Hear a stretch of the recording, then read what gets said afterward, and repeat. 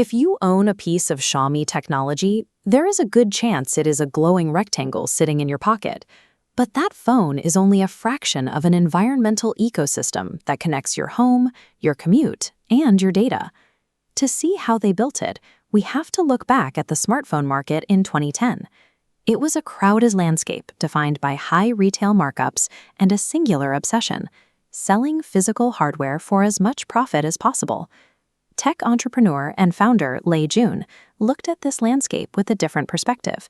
He believed the physical phone was a distribution vessel to reach the consumer, not the final product. This bar chart illustrates his core strategy, the triathlon model.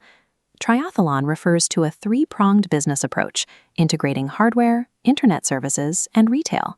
While competitors aimed for high margins, Lei Jun capped Xiaomi's hardware profit at just 5%. He planned to earn the actual revenue through the software and internet services built inside the device. This software-first approach relied on MIUI, their custom operating system built on top of Android. To keep users paying for services, Xiaomi updated the software weekly, using crowdsourced bug fixes and feature requests from early adopters to iterate faster than any traditional manufacturer. This direct communication created a community known as Mi fans. These users beta-tested features and championed the brand online, effectively replacing a traditional advertising budget with organic word-of-mouth growth. By treating the smartphone as a gateway to software, rather than an expensive hardware endpoint, Xiaomi structurally bypassed its competitors. By 2014, a startup that barely existed 4 years prior had become the top smartphone vendor in China. But by 2014, Xiaomi hit a ceiling. The smartphone market in China was becoming saturated, and relying on a single screen meant their growth was tied to how often a user bought a new phone. The solution was the Smartphone x AIoT strategy. AIoT stands for the Artificial Intelligence of Things, a network of connected appliances that talk to one another. Xiaomi colonized the physical environment, filling homes with connected tech. To scale, they used an investment and incubation model. Instead of designing appliances themselves, Xiaomi bought equity in hardware startups, providing capital to fill empty sockets with air purifiers, TVs, and rice cookers. These startups received an immediate advantage. Xiaomi granted them access to world-class manufacturing resources, a unified design language, and a retail network that could put their products in front of millions of customers overnight.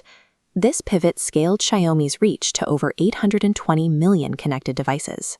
They were no longer just an electronics brand. They had become an industrial accelerator for hundreds of partner companies. For the user, this ecosystem offered a unified interface. From a single wall panel or smartphone app, they could manage their lighting, their home security, and climate control without the friction of switching between different brands. This continuous interconnectivity generates constant, real-time data loops. As users interact with their home, Xiaomi systems learn their habits, allowing the company to predict behavior and refine future hardware versions. This creates a significant economic moat. Once a consumer integrates 3 or more Xiaomi devices into their home, the cost, both financial and psychological, of switching to a competitor becomes a major barrier. The robotic vacuums and rice cookers are simply nodes in an inescapable network that secures long-term user loyalty. By 2021, Xiaomi had conquered the pocket and the home. To capture the final remaining segment of human attention, they looked toward the daily commute. Lei Jun pledged $10 billion to enter the electric vehicle market, a sector with high barriers to entry. The result was the Xiaomi SU7. They called this the human X-car, X-home strategy. They didn't view the SU7 as just a car, but as a mobile smart space that actively communicates with the user's home and phone. This diagram shows the bidirectional flow of that data. The car's dashboard can activate your home's lights as you pull into the driveway, while your smartphone prepares the car's navigation and climate before you even leave the house. The engine behind this synchronization is Xiaomi HyperOS. It is a unified operating system designed to bridge the software gap between 200 different product categories, allowing them to function as a single coordinated system. To give this system the ability to anticipate user needs, the company is investing over $8 billion into artificial intelligence over the next 3 years.